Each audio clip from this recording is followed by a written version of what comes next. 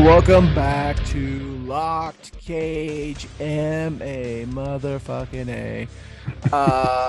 It's your boy Beast back here. You know, we had an episode last week, but apparently just the audio wasn't working on Josh's end.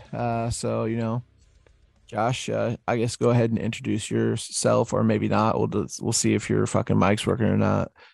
Yeah, you never know. I mean, maybe it won't even be heard, but I'm excited for this one because we kind of got nothing done on the last one. So it's yeah, I feel like I just kind of didn't get out what I wanted to get out on the last one because it didn't never air. So Yeah. I'm excited for this one. Mm-hmm. And hopefully my audio works because it's starting to get annoying to not have audio working correctly. Yeah. Yeah, so you are the voice of the voiceless. Right? It's like everybody just watches it and they're like, "Oh, that guy's talking," but we don't know what he's saying. It's probably really good. Now that if you can actually hear me this time, it's going to be terrible because they're going to be like, "Wait a minute, we did not think that guy was saying that." They probably thought you were doing bad magic. it'd be horrible if I tried to do magic. So I don't know. Bad would be a better than I can do.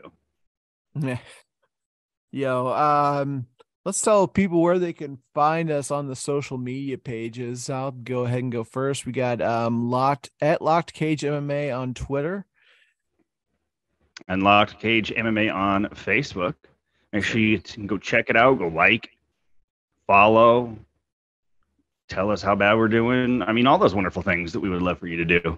You can also share that to the people that are you're friends with. You can share it on your page. Be like, hey, like these guys.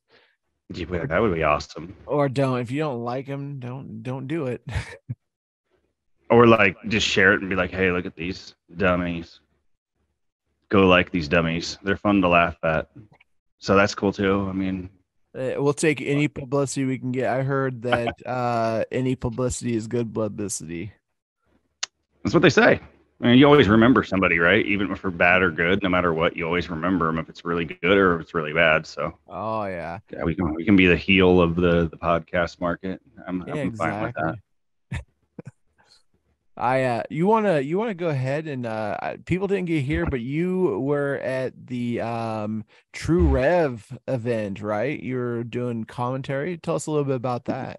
All right. So Saturday, I didn't get to see any fights on the UFC card up until the last two, and I kind of came in the last one almost at the end, round 4. So I didn't get to see a whole lot of the fights. Because I was working an event. I was live on pay-per-view doing commentary for True Rev MMA. And check out True Rev MMA at TrueRevMMA.com. So most people, if you're tuning in, you probably watch the card as well too. So we really don't need to kind of go over the things that on the card. A couple things I wanted to, we're gonna go over some headlines from the card. A couple things I kind of wanted to address is there was a couple split decisions on this card that I do not think were very good decisions. The Cynthia Calvillo versus Lupita Godinez fight, that one I think was very poorly judged. Calvillo had, I think, a couple more takedowns. She had more significant strikes. Looked like she did more damage. Still came out the loser in this fight to Lupita. I don't know how. I don't know if UFC is trying to push an agenda on her to make Lupita win, but I think definitely Calvillo had won that. And then the Pinheiro versus Watterson fight, you definitely seen. I think Watterson won that fight. She dropped her a couple times. It says she didn't get a knockdown, but like she hit her with some pretty stiff ones, and she ended up losing that by split decision. And I don't know how. The Kelvin Gastelum, I don't know if you got to see the replay of this fight, Josh, but Gastelum looked good. Like back to his former self. I hope we see some better things out of him going forward. I didn't get to see his fight, but I did hear about how well he looked across the board. So that's interesting. That makes me upset that I missed the fight, but at the same time, I was watching other fights. So Then it is what it is. we had a big shocker in Christian Rodriguez beating Raul Rosas Jr. The big thing we need to see, I know Rosas is so good at his jujitsu and wrestling and stuff, but that's all he is. And he got exposed to Christian Rodriguez, and Rodriguez looked good and knew how to handle him. He got taken down in the first round, but then once he was able to defend that, I mean, Rosas, like, going to the third round, only had 5 strikes that he threw, and that's just not gonna cut it at this level. You know, you gotta get you gotta be able to strike with these guys. You seen it with with like Chase Hooper. I still have belief in Chase Hooper that he will do something with his career. I think he is a guy that can grow with the sport, but he definitely, I think Chase Hooper and Rosas both need to work a lot more on striking because they rely way, way too much on their jujitsu. And if they got a guy that can even defend their takedowns, then they look like a fish out of water. And it's kind of sad, especially when we have high hopes for these guys. But I think Rosas will be back. I think he probably needs to he's 18 now. If he has aspirations of being a future champion, I think he definitely has to, I'd say, probably take a year off and work heavily on his striking.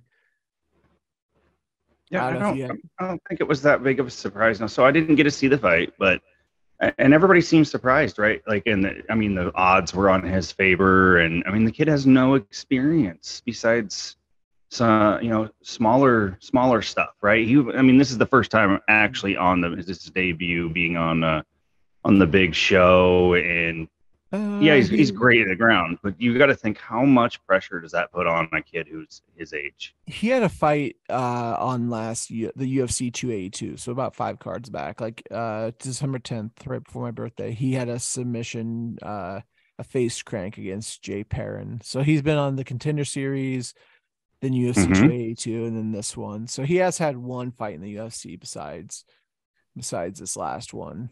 They've been putting a lot of pressure on him. He's young, Yeah. right? I mean, the longer this would go, the more pressure it is, and some people can handle it, some people can't. But I think basically it's just maybe not. Maybe they should have brought him in and seen what are you lacking. The UFC should have former fighters, guys that are coaches on their own side, on their staff, that looks at prospects before they sign them, and just instead of just, hey, he was on the Contender Series and Dana said he was good. Well, yeah, but let's get a little deep into it.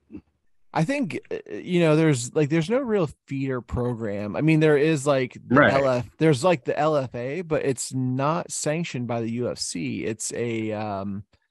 It's sanctioned just by LFA. So like anybody could have came and took them, and it's like probably the thing. They're like, oh, hey, we better get this Rosas kid. He's really talented, and if we don't get him, LFA is going to get it, or not LFA, but like Bellator or maybe bare knuckle. Who knows?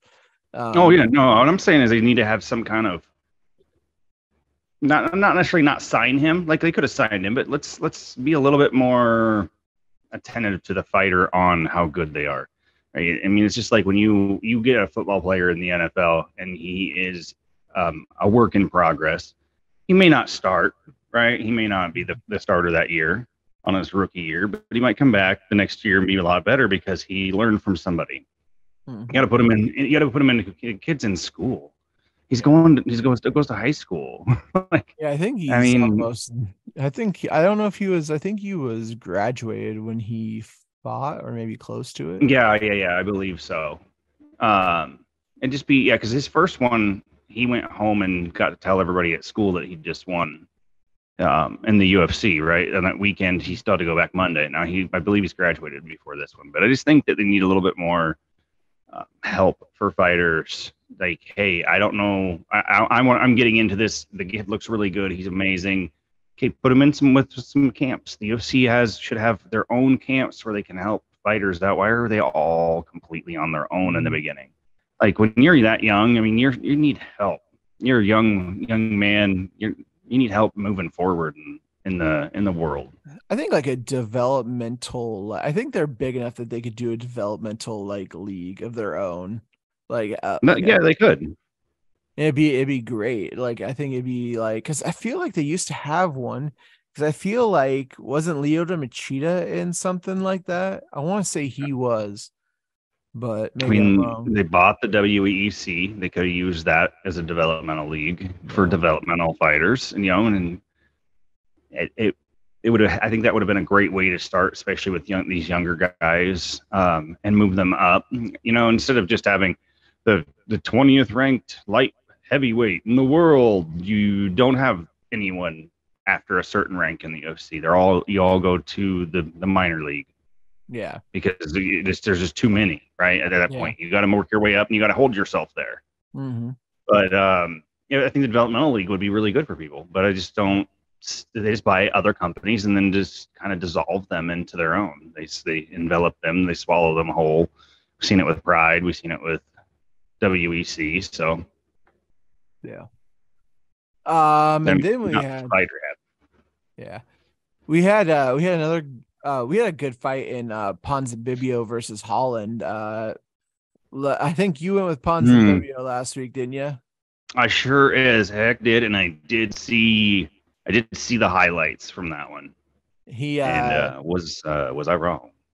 he got in on that single leg on Holland, and Holland said that he practiced that in practice. He's like swinging that. He's like get the f back, get the fuck back. He's like and get the fuck back. It works in fights. So yeah, it worked. That back fist it fucking it boom it landed right where it Yeah, had to, and it was pretty. yeah, so I mean the it was a good one. Did you it was a good fight. I'm proud Holland is enjoying himself, is I guess you would say. Enjoying fighting Oh, again, it looks like. yeah, absolutely. Yeah, he's Uh fun. He's fun to watch. I really enjoy watching him because it's just that you don't know who's going to show up. Is it Kevin Holland that doesn't want to be there? Or is it Kevin Holland that loves being there? Because it's almost like there's two different ones. yeah. Next we had Rob Font versus Yanez. Did you pick Font? I mean, I was the one that was all about his beautiful boxing style. I thought we agreed on this one. Okay. We might have. I couldn't remember. But I know I definitely picked Font because I just his boxing I think we both went the same way on that one. So if chef's I remember kiss. right, you know And what? I'm going to say we did because guess what's not airing that episode? So I yeah, ain't that worried. episode we don't have to worry about it. So yeah, I was right on every one of my we picks. we were right on all our picks. Yeah, everyone. We were perfect. Even the prelims, like all the way down to Sam Hughes winning. Yeah, the early prelims, we nailed those. Like every single one. Never been done Not a before. miss. Uh yeah, but Font, yeah, we loved it. Burns versus Masvidal. Burns looked good, and he beat Jorge pretty handedly. Yeah, he beat Jorge up, and it, you know, it was the after fight it was more interesting. Was Burns going around and saying, oh, Masvidal greased. Like you handled him. He retired. You didn't Yeah, need to go there, but you yeah. did. And Well, unfortunately, it looks dumb because lotioning is not illegal. yeah. So I mean, oh no, it's totally legal because even I think I've mentioned it in on here before. Like when I fought the five fights I fought, I don't. It's I would take hot water baths, like really hot water, and then baby oil.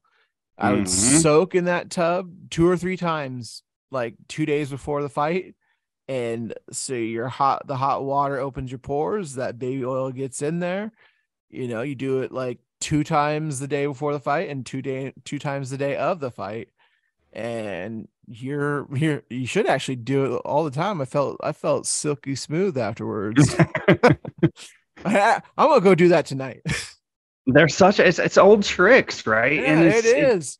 I don't understand why he's bringing it up to the public. Like, have you brought it up to the athletic commissions? I mean, if this is a seriously an advantage, which I believe it is. Here, I'm not going to disagree that because No, it can make a big difference, but it's not illegal. So you no. saying he's a cheater and coming out, and now he's apologized since then, right? I mean, he's came out Yeah. and said the things he said afterwards. I I apologize wonder if for. someone made him or kind of said, "Hey, you should probably." It's not a good look for you. They sent him to PR class, is what they did. They, Yeah. they said, yeah, we're gonna send you to PR class. It's not what you should have said. You're gonna learn. Yeah. So I mean, and that oil trick, it's there, and the baby and the lotion and everything. That's all old tricks. They're like probably boxing tricks. They're probably everything. Like one of the things that I would say is more cheating than anything was like when they were oh lubing or like putting Vaseline on GSP in between rounds and they're doing his cuts and Yeah. stuff, and then they wipe it off on his shoulders, and then BJ Penn couldn't get his legs to stay wrapped around him. That's where you're like, hey, that's when you say something. If you lost, if BJ Penn would have won, guarantee you would never said anything. But if you go back and look at that fight, against GSP versus BJ Penn, you see him like rubbing on Oh, his for jaw, sure. and it's just For like for sure. nothing ever came of it. But For sure, um, you see it. You see that happening, and that right there, that's greasing, right? You're not supposed to do that. You're supposed to do it on your cuts on your face to keep the blood from getting in your eyes and yep. keeping the wound from getting infected and gross. You don't need that to happen. So Yep. that's what it's for. It's not for being slippery. I don't think that. I mean, obviously, lotioning, baby oil, whatever kind of lubricant you like to soak into your body. I mean, KY. it's not. It would. I mean, that would work probably. I don't know. I No. What that's what I do, and I'm not even in competition anymore. I like I to have to use slip and lubricants just to I like get to in and slip out and of slide. everything. I like to slip and slide everywhere. just down the street. You're just sliding down the street. I slide to work. Sometimes So I'm you low. Sometimes I'm low on gas. I gotta get to work somehow. it's a lot cheaper. Just slide on down.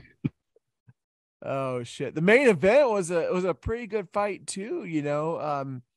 Pereira and Izzy was a hell of a fight. I feel like Izzy controlled the fight pretty well. I mean, but Pereira was getting his licks in too. I think he was not as tentative as he was in the first fight. You saw Pereira, I think he was a little more aggressive than he probably needed to be. Maybe that's where it Yeah. backfired on him. I think he was gonna finish Izzy in that exchange, and I think it was a thing where Izzy in his camp had that high fight IQ. They're like, hey, he's gonna bully into the cage, and you've gotta let him throw those punches. If you throw that jab in the middle of it, come over with that right, it's gonna land. And it did. I mean, they knew what they were doing. They probably looked at his combos that he throws in there, and they're like, okay, when he gets there, he's gonna throw this, this, and this. This is what we gotta throw. And he did it. He hit that stiff jab, and then boom, and then another one right over the top. Yeah. It was obvious that they planned this. They worked for that. Pereira has done the same thing. He does have the same walk down. He's not. He didn't look like he had evolved to me. But we obviously didn't get to see very much of it. But I mean, it was the same striking. It wasn't. There was nothing different. Nothing. I'm coming at you the exact same way. Almost like the game plan was just do what you did last time, which just doesn't work anymore. It used to work like, hey, you beat this guy before, no problem. Just go out and do what you did last time. Well, you gotta. And I had picked Pereira to win because I thought he would evolve. I was like, okay, Izzy's wrestling is not that great. Pereira's working with Glover Teixeira.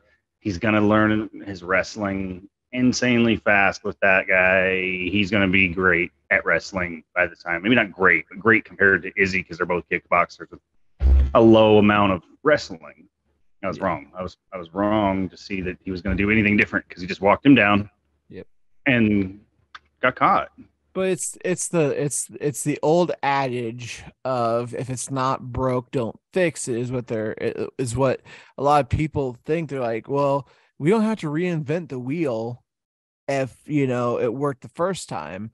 But Izzy, he's a guy that he evolves with the sport. He's not the best wrestler, and he's been working on his wrestling though, but he's not the best wrestler. But he knows that it's something that he's got to work on to be a complete mixed martial artist. He's a guy that evolves with the sport, and I think that's why he's such a good fighter. To see I mean, Pereira there's nothing wrong with him as a fighter. Like, I just think he doesn't evolve like Izzy. I don't think he's gonna want to walk through the fighters like Izzy said he would have to get back to fight him. I don't think he should have to fight like 4 or 5 guys to get back to Izzy. But, I think honestly, truthfully, he probably needs to go to 205. Pereira would be a monster at 205. And I think with the top 10 and at 205, he could mix it in with them. Let's just say I'm gonna look at that's probably some was it the guys from Murkanov. Is he on is he oh shoot, is he is Merkin or Ankalev's the light heavyweight, isn't he? Yeah. Let's just see the rankings here. Let's see. Light heavyweight, we got could he beat Span? Yes. Could he beat Paul Craig? Yes. Johnny who Paul Craig? Paul Craig gets a hold of him, it's over. I don't know. The grappling difference there would be astronomical. There wouldn't be a chance. Johnny Walker at 7, I think he beats him. I think Krylov beats him. I think he's gonna have a tough fight against maybe Anthony Smith. I think Jan Blachowicz would be a tough fight for him. Maybe the top 2 or 3 would be tough for him. Ankalev is number 2. As long as he can stay away from Ankalev wrestling, he's good. Him and Yuri, I think, would be a hell of a fight. Yeah, that'd be interesting. I think that would be a hell of a fight. Him and Yuri. But I mean, if he goes to 205, he's going to jump the ranks really, really high. I bet just lost the belt. He's I think at the bare minimum, he starts out at number 7 with like maybe Johnny Walker. And then maybe he fights someone within the top 5. I don't think that they would maybe they put him up against Anthony Smith, and then it's like, oh, after Anthony Smith, we give him a title shot. I don't know. I think you still got to run it back with Adesanya though. Was it a decisive knockout? Yeah. I'm not saying it's not a decisive knockout, but when you're saying that you're 1-1. Maybe not right away. I'm not saying right away, but within reason. Because obviously Pereira is getting older, so he's what 3 or 4 years older than Adesanya. He is, but the weight cut is hard for him, and as you get older, that weight cut is such a hard thing to do. Oh yeah, it gets way harder. He was like within 2 pounds of 185 with like an hour to go is what Dana said. So it's like I don't see him trying to fight like one or two more times at 185 to fight Izzy again when you can go up to light heavyweight and win a title there. If you win a title there, then you're set. You've been a two weight division champion. Why Yeah, and not? that's huge because Izzy went up and could not complete that. So No. that could be a Maybe that's Pereira where makes they right. I could see that. I could see that happening. if Izzy defends his title a couple more times, and then Pereira, gets the title at 205, maybe they run it back again there. That could be where it happens because I just don't see Pereira wanting to go through like that hard of a weight cut to get back to the title and then have something like that happen to him again.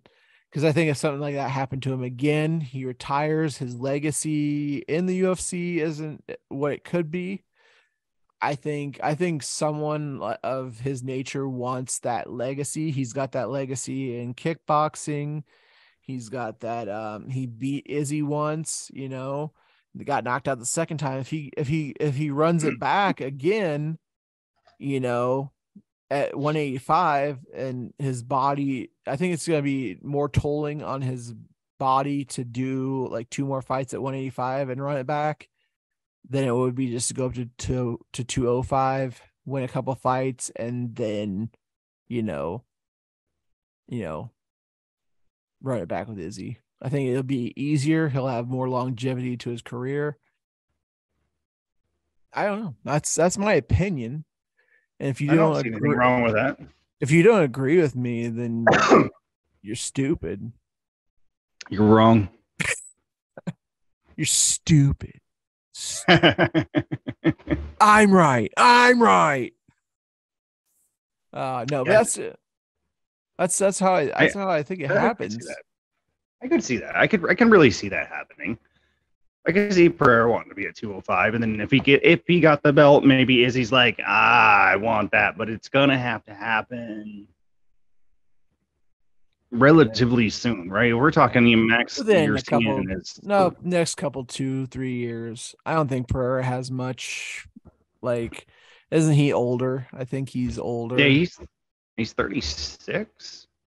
Yeah, I I'm not. think. I'm not 100% sure on pay.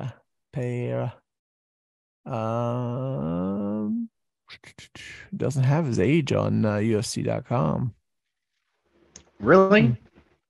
That's weird. Maybe I just don't see it. Um, Um, I can look it up real quick.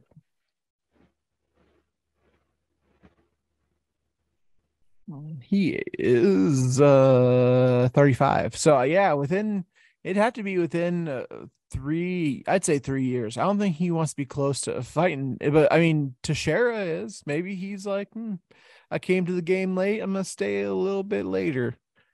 he might want to try that. I mean, learning wrestling coming in at what 30, 33, 32 is when he came in, is that somewhere in there, but Izzy I is think learning wrestling 33. can be hard. Izzy's Izzy's 33. 33. Yep. Yeah. But yeah, I think I could definitely see that. That's gonna. I mean, Izzy's gonna watch. Izzy's gonna watch Pereira and what he does, and then I think that's where he decides. Is he's like, here within a few years, is he gonna retire? Because I don't think he came out and said he doesn't want to, fight past a certain age. Pereira? No, Izzy. Oh, I don't know. I don't know. Actually, I haven't heard anything like that, but that doesn't mean that's not true by any means. So there's so much stuff out there that goes on. It's hard to keep up with everybody. Yeah. I didn't like how Izzy came back and said he wouldn't fight Pereira again. I was like, wait a minute, why? Do you feel like that you just had that one punch game plan? That's what that made me wonder. Like, was that the plan? And that's all you had? Izzy has so much pull with Dana. It's sick. Like, he obviously was like, because after Izzy beat him, Dana's like, no immediate rematch. No immediate rematch. It's like, You got to like if it's 1-1, you got. I mean, maybe granted, give someone else a shot because these guys have ran it back to back to back.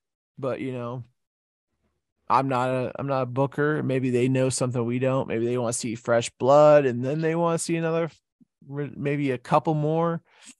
I don't know, but I think it's it is what it is. Adesanya is he just got a big contract. They want to keep him happy. I understand. He did. I think it's hilarious that he did the same mocking thing that Pereira's son did to him when Pereira knocked him out the second time. So I Yeah, don't know if you saw that. He yeah. Oh, I Izzy see. Izzy found him in the crowd and pointed to him and did the same mock celebration that he did to him when he got knocked out the second time. So it's I didn't mind it. I mean, I don't know if you have something to say about it. I think it was hilarious to troll a 10, 15-year-old kid. I think it's hilarious. I think most of the world agrees with you, and I'm not one of them, but I think that being a petty little bitch is fucking sad. Um, you're still holding on to shit from a 7-year-old. Like if a 7-year-old did that to me, I wouldn't even remember who the hell they were because they don't matter to me. But apparently, he was pretty goddamn butthurt. I think it, I think he I don't know. I think I would do it for the meme. The meme of it. Just to I don't know fucking if do I'd it. want to be known as the guy who was a meme because he bullied another little child. Is it I really mean, you're a bullying? grown. I mean, at some point He kids just have to. watched his dad get knocked the fuck out. Right? I mean, imagine your child just watched you get knocked out, and then the guy who just knocked you out went over and started mocking your kid while you're knocked out. I think it's very disrespectful. You want to, I mean, The kid did it when he was 7 years old. the Like, uh the he um up. what's it called? Oh, I don't know where I was going with it. Anyways, I know the WWE or the company that owns UFC just bought WWE, so I think they said, "Hey, we got some good guys and we got some bad guys," and they're like, "Izzy, go be a bad guy," and he's like, "All right, done," and he's like, "How do you become a bad guy? You mock little kids." I can see it. I can see how people can look at it and kind of, I mean, you can see that it's funny in the world we live in, but I just don't understand. Like, trolling to me is no different than bullying. It's the same damn thing. You're picking on somebody, making them their feelings hurt, which is fine. Like, we all have feelers, right? Yeah. And blah blah blah. You don't want to grow up and not have your feelings hurt because you'll be a pansy. You know what? Honestly, if we all got along, it'd help a lot more in this world. So I didn't see a point in it. I didn't see a reason for it other than just being a fucking ass. Yeah. And I know a lot of people think it's funny, and I'm kind of the outcast. I've seen all the posts and everybody talking about it. On the same note, MMA's whole community of fans is kind of fucking fucked up. So Yeah. Also, Izzy also addressed Dricus Duplessis wanting to bring the title actually back to Africa, and Izzy was like, he said that he's not worth his time, but yet he's addressing him. You know, he's obviously seen the interview where Dricus says, "I want to bring the title back to South Africa, where real Africans are." Blah blah blah. He's like, "You need to watch your mouth," and blah blah blah blah blah. And it's like, Izzy, you're like, you were wealthy. You had a bathing servant. You had someone that washed you until the age of 8. You literally had someone. You know how old I was probably when I started washing myself by myself? Probably like 4, 5, somewhere around there. Wouldn't I don't know. I don't know about you. You're like, I still get bathed. yeah, is it's wrong to get bathed? I don't know. I don't know. I mean, there was a period where no one was bathing me, yes, but I Uh, mean, I'm old. Okay. I mean, I get that walker and I hunch over because who doesn't want a nurse bathing you?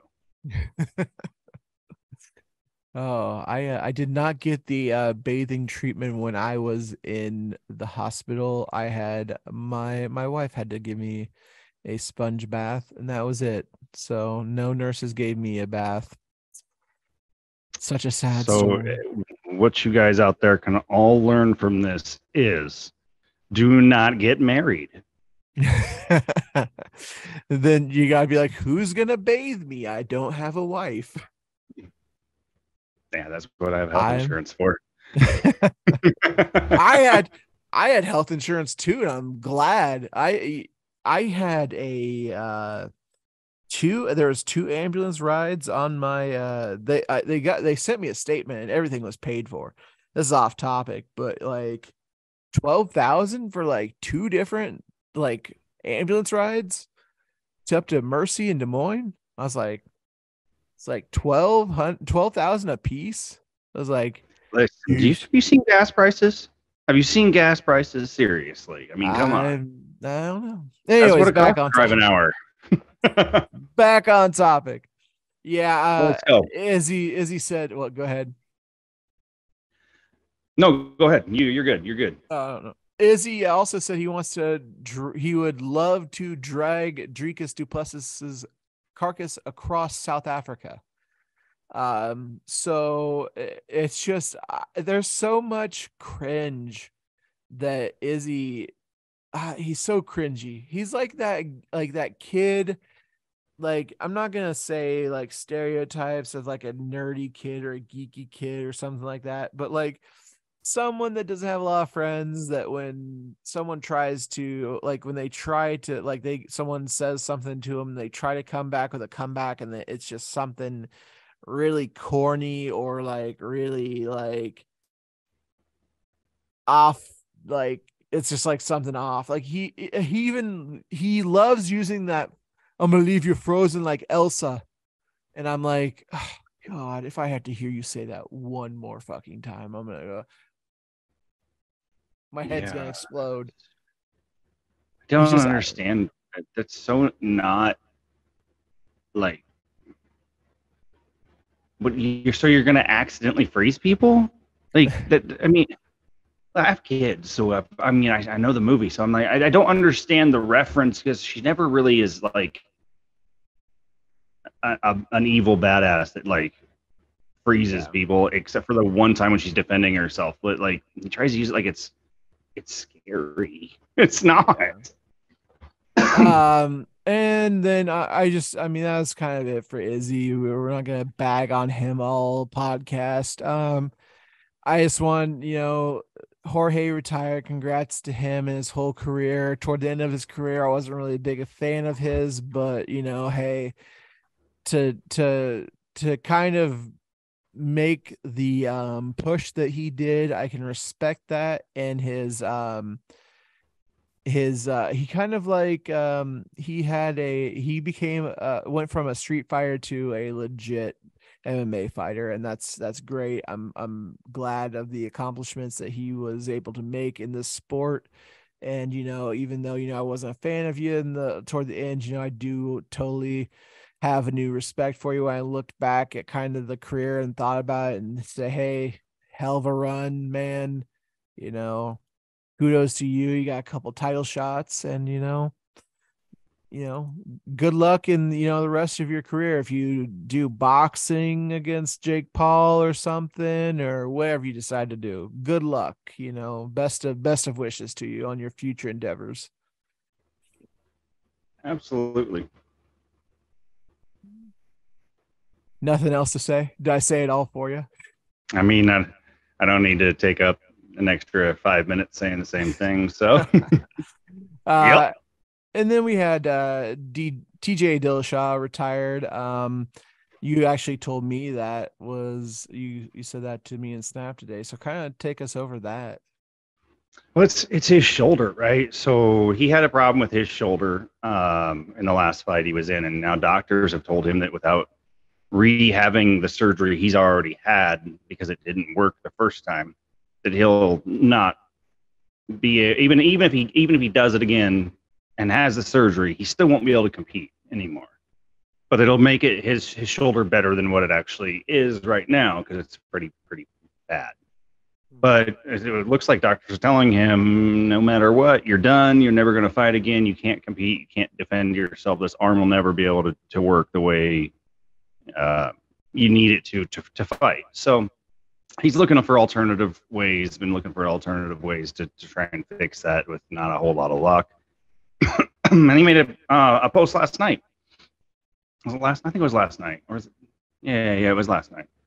But anyway, he made the post and said, that he hadn't told a lot of people and didn't want to, he just didn't want to have the surgery again, trying to figure out how what he was doing with life and, how to fix it without doing that. And I understand it. Like, why do you want to go into knife again if the first time they did it up? No, it didn't work. Oh, great. Well, now that makes you weary, right? So Yep.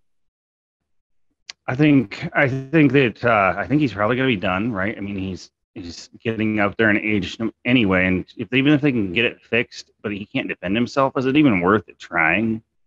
Yeah. It's your body. Like if you have enough going on in your life that you can support yourself and your family and whatever you need to do money wise, that you don't have to do it. Don't put yourself through it. It's not worth it. It's not worth not having an arm. I hope we see him like in the commentator booth or something with the UFC. I'd like to see. I think he'd be great as like something like some in some facet, whether he gets into training people or something. I think it'd be great for him. He might hate that he can't compete, but if he can lift others up, get them to where they need to be in order to compete for a belt or something, might take that missing it, that longing for to fight, that might help him, but I don't know. No, I think you're right on. I think it's a good idea. For me, I was in a similar position. I was medically retired. I didn't choose to quit fighting. I was told you're done and you can't do it anymore. I didn't listen and try to do it anyway. But that doesn't matter. I understand it, right? Yeah. I understand being told that. Back then I was it was a lot easier to get away with it, right? There was no athletic commissions. There was nobody telling you have to have a doctor has to sign off on you fighting. You don't have to get cleared. So you do whatever you want back then. I mean, but I understand that him wanting to be in there. Now I've repped, I've judged, I commentate now, and I truly love judging, and I think it's amazing. But commentating is my jam. I love commentating on fights. So I could see him transferring and doing that because it really does. There's always something in there. I mean, Frank Trigg, he's a referee now. Mm-hmm. And it still gets you in there. It still gets you close. It allows you to be part of the action. You're still part of it, right? Whether you're a coach, you're a ref, you're a judge, you're a commentator, whatever it is, if you're part of the process still, it really helps that mental state that it puts you in when they tell you you're done. Mm-hmm. You are now a broken piece of crap. You can't fight anymore. So good luck. Here's a wet paper sack, and hopefully you can get out of it. Yeah.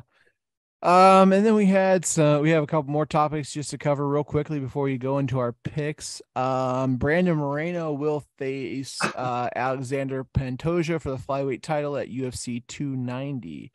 So a few months from now, we'll see that title. I wonder if they will add another title fight to that fight, because typically flyweights do not sell very well on their own. I could see another title fight being added to this card at 290. Yeah, I never understood that. Why they don't? I mean, I see the numbers, right? And it's what we're told. It's what we see, and it is true. Flyweights don't sell. Yeah, I don't understand it because those fast little motherfuckers are badass. Yeah. Right. I mean, they are fun to watch if your eyes can keep up because they are that fast. I enjoy the lighter weights, but I think that's because they're so much more technical, right? I mean, you get in the heavyweights, it's a slugfest. A lot of those guys are like, I feel like a lot of former like wrestlers, and like they've been like they're at the smaller weights, they get into fighting for the purpose of competing. So that's why you get a lot more technical grappling, and boxing's pretty crisp. But the last thing we're going to talk about, Jake Paul and Nate Diaz have announced that they will be fighting on August 5th. This will be a collab between Jake Paul's Most Valuable Promotions and Diaz's Real Fight Incorporated. So I think that's going to be a fun fight to watch. I'm not a big fan of Jake Paul, but he did take a loss to Fury. I think his PR team probably was like, "Hey, a loss to a legacy fighter like Paul or Tommy Fury, it won't look bad. You'll be able to still fight an MMA guy, get a win. You'll be relevant still." It's like everything's thought out with these guys. Everybody Well, want to watch because Jake Paul took a loss, and he's fighting legit competition, and he's fighting Nate Diaz, who was a boxer, and it's like, okay, yeah, I don't. I'll watch it, but Didn't he sign with the PFL? yeah, they're doing some sort of weird like boxing and MMA shit because I think they're supposed to fight a boxing match, and then they do like something with a PFL where they do an MMA match or something like that. I'm not even sure what the It's so messed up. I mean, I don't. If I was a promoter, right, and I had signed a contract with my guys, I'm like, I got this guy. I wouldn't be like, yeah, cool. If you go fight before you fight for me anywhere else you want to, even if it's your own promotion, you can go ahead and do that. That's fine. Oops, you got injured. You'll never fight for me. That's cool. Great. No, I'm glad I gave you all that money. Mhm. But yeah, I mean, the UFC has only let one person fight while under contract, and that was McGregor. Askren was out of contract, Silva was out of contract, and Nate Diaz is out of contract. So, Right. the UFC knew it was a money grab to have McGregor fight Mayweather, even though it was obviously not going to go McGregor's way. But I still think McGregor did great in the first 3 or 4 rounds of that fight. He got knocked out like the 10th or something like that. It was all a big money grab, and it was fun to watch. I But wish I wouldn't have bought that pay-per-view. Yeah. Yeah. I would like my money back now. It wasn't worth the money that it cost, but most of the pay-per-views aren't, right? So no. boxing for me, I used to box. So I mean, before I got an MMA, I boxed, and I've always liked boxing, but there's so much corruption in boxing. It's Yeah. hard to watch. I don't know if they're I taking a think dive or not. I think we're starting to see some corruption in the scorecards at UFC too, though. And It'd be it's hard to just pay off somebody. I just want to say there's got to be some, because there's some fights I see and I go, how? And I'm not even talking control time, but it's like seeing someone with way more significant strikes and way more damage, and then them losing. It's just like, how? How? Well, yeah, How? and there's now I'm seeing what was it? Dan Mergliotta was a judge and then a ref, and I've never seen that done before, and I don't know how that works. I don't know how that works out correctly, right? Like you should be focused in on doing your job as a judge, Yep. not thinking I've got to ref this next fight. And we've seen Yeah. on it's like he didn't watch the fight. He didn't even when he was judging. It's like he didn't watch it. Like, Yeah. how is yours completely different than the other two guys? You all watching Yeah. the same fight. You're on separate Yeah. parts of the cage, but yeah, yeah, that's So we should probably pick some of these fights for the this upcoming card. right. And we'll do like we did last time. We'll start with the main event, and then we'll just work our way down and see where we land. At the beginning of this fight, we got the main event. We got Max Holloway versus Arnold Allen. This one is a tough one. I'm gonna let you go ahead and give me a pick, because I'm gonna let you see if you can sway me one way or the other. Okay, how about this? Max Holloway, period. He's one of the greatest featherweights of all time. The only featherweights who have really done anything against Max and Billy Daniel stand there and fight with him. They're great too, right? So Holloway has landed more strikes than anyone else.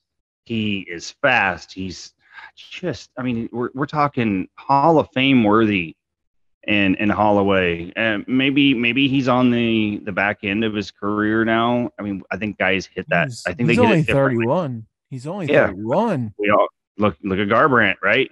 The guy was young, got the title. Now he's struggling it's an evolving sport. Gar- It evolved very quickly. Garbrandt's chin is what's messing him up. I don't know if Holloway's is, but go ahead, keep on. I don't know if there was like I don't remember which fight it was. It was one of the fights I believe against Volkanovski. Before the fight, Holloway was just like slurring words, and he was not Max Holloway. Right? He just Yeah. didn't sound right. I mean, I lived in Hawaii. I understand that if you are from Hawaii, you live in Hawaii, you've always been there. You absolutely have a different dialect of the English language. Mm-hmm. So, but I understand it, and he didn't make sense half the time. He sounded a lot like a Diaz. So he's lost 7 fights, right? None of them by knockout, 1 by submission, and 6 decisions. Right, he can absorb, right? So he's absorbed how much over the years. That's the only thing is it takes a toll on you. You can still be young and you've been beat up so many times that you're old. Trust me, I know. Mm-hmm. So it's Max Holloway. It's Max Holloway. I mean, yeah, Arnold Allen's coming up. He's good. Is he Max Holloway? Like, is he on that caliber? Is he? You put him on the same? Because if you say that he's going to win, then he has to be better, right? And would you walk up to your friends and say Arnold Allen's better than Max Holloway? No. Well, then how can you pick it? How can you pick him in the fight, right? I mean, that's just where I'm at with this one. He can change my mind. I was pretty much on Max Holloway too, but Arnold Allen is just he's a great fighter too. He's an up and coming fighter. He's a couple years younger than Max. He's only lost 1 fight early in his career. It was a decision. He's got a hell of a good, he's 7 knockouts, 4 submissions, and then 8 decisions. I mean, he can kind of do it all. He's a well-rounded fighter. But Max Holloway, he's lost to the best of the best. I mean, besides, he's lost to Volkanovski 3 times. Okay.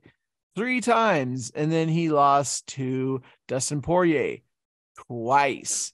Lost to Conor McGregor. These are the guys that he's lost to. And then he lost to Dennis Bermudez, which was early on in his career. So yeah, right. He's one of the best, and I can't pick against him either. I do think that Arnold Allen is a great fighter, but it's not his time yet. I have to go with Holloway, and I think it's a clear win. It's going to be a damn good fight. I think it could go all 5 rounds, and it'll be a decision win by Holloway. He'll probably win 3 out. He'll win 3 out of 5 rounds is what I'm going to say. It's going to be, what would that be? 30 or not 30. It'd be 48, 45 or 48, 46 or something. How would that work out? I can't remember the judging. Yeah. It'll be like 48, 46, and then it'll be 48, 46, 40. Someone will have Arnold Allen win, and it could be a split decision. I don't know. It is very obvious to me too, but it's like maybe you were gonna say something else, but I was like, Max Holloway's got to be the clear winner here. I mean, here's how I look at it. If Arnold Allen wins and proves me wrong, that's perfectly fine. I'm happy with that. It's not like I got anything against him. I think he's a phenomenal fighter, but you got to prove it first. And I don't believe that anybody he has fought has been on Holloway's level. So has Arnold Allen beat some really, really good guys? Yeah, but he's not beating anybody Hall of Fame level. Calvin Cater, who else? Hangman Hooker, right? Mm-hmm. Do I think any of those guys either are they awesome? Are they great? Yeah. Do I enjoy watching them fight? Yeah. Do I think that they're going to go to the Hall of Fame? Not right now. Things can change, but not right now. Your resume right now doesn't have Hall of Fame written on it. Max Holloway's does. So Yeah. Max has beat other Hall of Famers, right? I mean, Volkanovski's gonna go into the books as Hall of Famer. He fought him. Yep. Right? I mean, he's fought Hall of Famers have beat him, and he's beat Hall of Famers. He's up there. Allen has not done that yet, but he could start here. Yep. I just don't think this is it. The next fight we have is Edson Barboza versus Billy Quarantillo. Um, this is another one I'm not too sure of because I feel like Edson Barboza is one of those guys that goes out there and is just tough as nails. You know, Yeah. he's 22-11. He's a guy that goes out there and he will knock you out. He's got his of his 11 losses, he's 4 by knockout, 2 by submission, and then 5 by decision. So he's most likely gonna get knocked out or he's gonna take you to decision. I Bryce Mitchell, I feel, is a lot tougher than Quarantillo. Um, but I don't know, Giga Jikatse TKO'd Barbosa. I don't know who to Mm-hmm. pick here. A lot of people are picking Quarantillo. Maybe it's because he's younger, but not by much. He's 34, and then Barbosa is 37. I don't know who to pick on this one. I maybe side with um Barbosa for just one more time. He looked tough against Mitchell. I don't know. I'm gonna say he looked tough against Mitchell, and that's why I want to have him win against Quarantillo. I can see that. I can see that. I don't see anything wrong with that assumption. I think that it's a hard fight to pick. I think that if Barboza can use his legs, his reach advantage, and keep Quarantillo behind that jab and that calf kick, that leg kick, and keep him back away from him and not let him get a hold of him, he's got a great chance to win this fight. The problem with that is Quarantillo is such a great grappler. Gets a hold of him, takes him down. Barboza's not really known for being good on the ground, right? I mean, he survives on the ground. He's not known for doing a whole lot with being there, so that worries me. I'm going to put it this way: if Barboza can keep it standing, he has a great chance to win this fight. If it goes to the ground, I am leaning heavily towards Quarantillo, and I just think that it's a matter of how well each guy trained in their not great disciplines to counteract the other person's great discipline. Next, we have Azmat Mirzakhanov versus Dustin Jacoby. Mirzakhanov is undefeated. He's 12-0. Jacoby is 18-6-1, which I don't think really matters when it comes to kind of these guys that are both at light heavyweight. This one's another one that kind of I don't know who to pick. Jacoby is he's a guy that is a finisher. He's got 11 knockouts. Jacoby's got 11 knockouts. Mirzakhanov, what the heck did I do that for? Mirzakhanov has 9. So they're pretty close as far as being finishers. Pretty much Mirzakhanov is knockout or he's that's what he has 9 knockouts, 1 submission, and 2 decisions. A lot of people are picking picking Jacoby. I think I don't know. You pick and then I'll decide. I think that's a harder one to pick as well. So Jacoby I mean, has more experience, but And that can help a lot. I mean, the experience, but we're talking about a guy who hasn't been beat yet. So that means we don't have a game plan on how to beat him. There's no blueprint for Jacoby. He's going to have to figure it out on the fly, right? Mhm. I don't know. I wouldn't bet on this fight. This is me. You don't have to bet on it, but who do you think will win? I think I'm just gonna go with Mirzakhanov. I think I'm gonna go against the norm here and pick Mirzakhanov. That's where I'm leaning as well. And it's just because we don't know what the blueprint is. Until somebody shows us, you don't know what someone's weakness is until you actually see it, right? I mean, you can't just assume that that guy's weakness is Cheerios, and if he has one, he'll die. You have no idea, right? Yeah. Next fight on the card, we have a fight that I don't think is gonna go the distance. We got Tanner Boser versus against Ion Kutalaba. Boser is he's a guy, a knockout artist, or he'll take you to decision. He has his 9 losses are all is got one knockout. He got knocked out once, and then the rest are decisions. So he's a tough guy. Um, but I think he's one of those guys that's looking to end it early. And then Cutelaba, he's about the same way. He's 12 knockouts, 2 submissions, and then 2 decisions. So he's looking to get out of there quick. Of his 9 losses, 3 are by knockout and 4 by submission, 1 decision, and 1 no contest.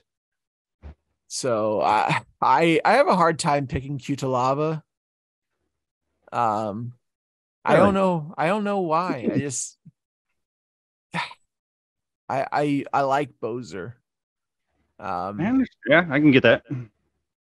I'm gonna go with Boser. I think he's 1-3 in his last fights. I think he has to get so is Ion or Eon. They're both 1-3 in their last 4 fights.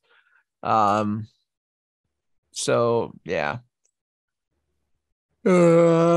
Cutelaba.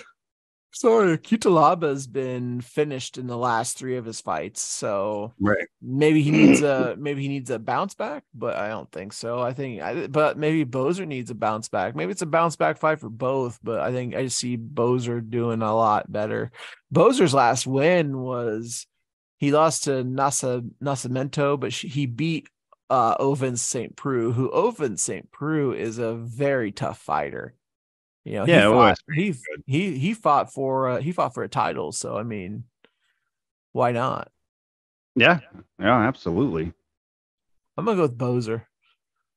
I'm gonna go against the grain on that one. All right, go against the grain. If it's in the first round, it's Cutelaba because he finishes more fights in the first round than Boser. But if it goes out of the first round, I see Boser's tank having a little bit more in it than Cutelaba has. So I'm gonna go with Cutelaba win first round. It goes past that, then I'm switching teams. All right. We're gonna skip to a couple fights that we might just want to talk about real quick. What do you think about Clay Guida versus Rafa Garcia? Who doesn't want to see Clay Guida fight? I mean, he's fun, man. He is.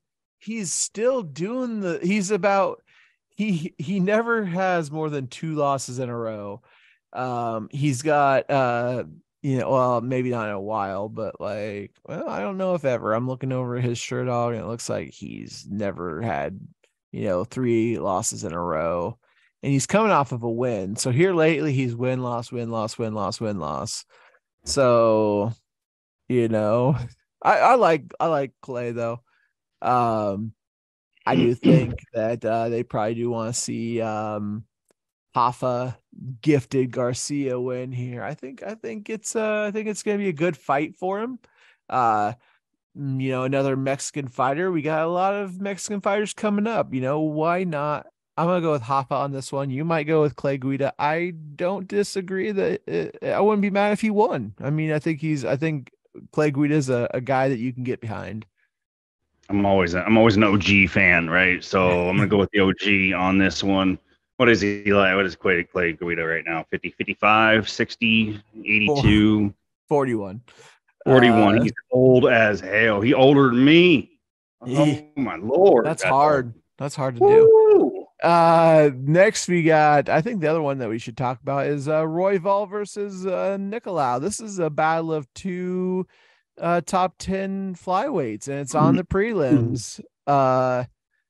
This is I mean, Royval, he's coming off back-to-back wins. Nicolau, he's coming off a slew of wins. He's got 6 in a row. Um, he and undefeated in the UFC. So he's had 4 fights in the UFC, and they've all been wins. His last one coming against Matt Schnell, who Matt Schnell is a pretty tough fighter. Um, I always thought he's always like one of those guys that you don't know who you're getting. Yeah. Um, I think that I mean I want to go with Roy Val here, but I don't know if he's trying to climb his way back in to the rankings here. His last the so he's won his last two, but the two before that he lost, they were to Pantoja and Moreno, who are fighting for the title. So I mean, he's right in the mix with everybody. He's beaten Kai Kara France, he's beat Tim Elliott, and then he's beat our good buddy Nate Williams, if nobody knows him from Iowa or nobody knows him from anywhere else, this dude is a tough fighter. He's fought all over. I think he's fought all over the world actually. So shout out to Nate. You're a good buddy too.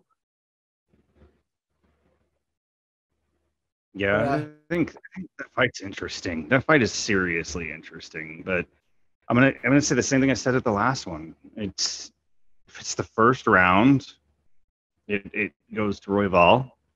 But if it goes further, I think Nicolau has a much better chance. Now, in the first round, I don't think that. No, again, I can be proven wrong. But I'm going to say Nicolau has a better chance after the first round. I think that in the first round, Royval is much. He's just much faster in the first round, right? mm-hmm. He has a lot more. If I remember right, he has a lot more finishes in the first round. He has a lot more. He's just faster. He's quicker in the first round. He empties that tank if he sees something, so he goes for it. But that also is the problem with if it gets out of the first round, right?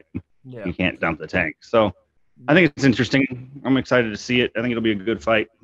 I'm gonna go with Roy Val just simply because his name is Raw Dog, and I always love hearing that name. Brandon Raw Dog. Yeah, that's what I'm gonna go with. I'm gonna go with Raw Dog Roy Val. Yeah, I think it's a good pick. That's who you going with. I don't think there's any other ones that I mean, TJ Brown's fighting Bill Algio. TJ Brown is blah, blah, blah, Bryce Mitchell's training partner. He's got good jujitsu. He's 17-9 with 10 submissions, 4 knockouts, and 3 decisions. I I mean, I would probably go with TJ Brown just because he's a good guy to root for. Algio, he's 33, 4 knockouts, 6 submissions, 6 decisions. I guess so. I mean, it's gonna be a grappling match, I guess. So I'll be rooting for TJ. I'll be probably putting money on TJ. I haven't seen enough of them to make a educated guess on who could win. So I'm out.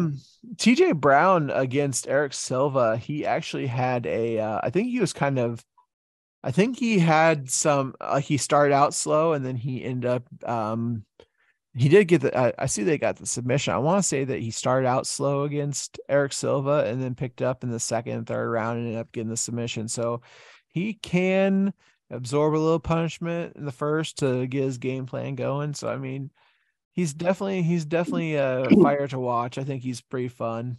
Obviously anybody that's around Bryce Mitchell is pretty fun to watch. I hope we see Bryce Mitchell here pretty soon. I think didn't they say he was gonna be fighting again pretty soon? I know he was talking about He retiring. wanted to get right back in there. I thought he said something about retiring, so I can't remember.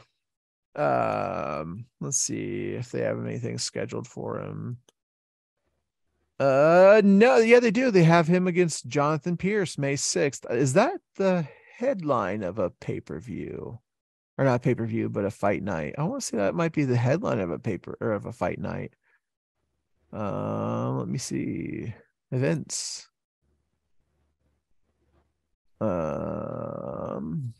May 6th. Nope. I think it looks like it's on the